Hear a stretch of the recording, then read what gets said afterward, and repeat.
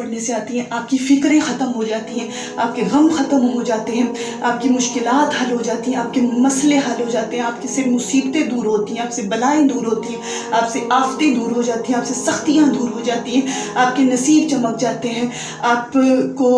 हर तरह की कुदरती आफ़ात से निजात मिलती है, आपको सख्त से सख्त इम्तिहान और सख्त से सख्त मुसीबतों से जब निजात मिलती है, तो फिर जब आप सुकून के लेवल पे आते हैं तो फिर आपकी ज़िंदगी में वाकई में एक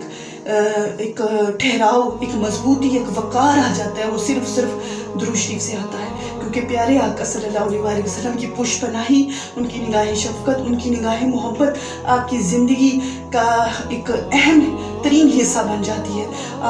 आपको प्यारे आका सल्लल्लाहु अलैहि वसल्लम की वो मोहब्बत और शफ़क़त नसीब होती है जिससे आप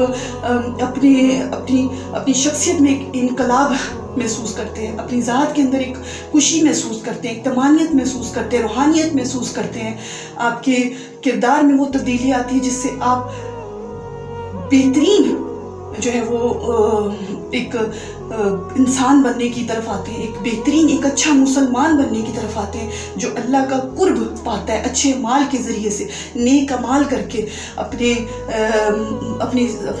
किरदार, अपनी शख्सियत में बेहतरीन तब्दीली लाकर एक नेकियों भरी एक पुरएतमाद ज़िंदगी के ज़रिए से अपनी शख्सियत में वो मस्बत तब्दीलियाँ जब आप महसूस करते हैं दुरूद शरीफ के ज़रिए से, तो फिर आप अपने लिए, न सिर्फ अपनी फैमिली के लिए, अपने मुल्क, अपने माशरे के लिए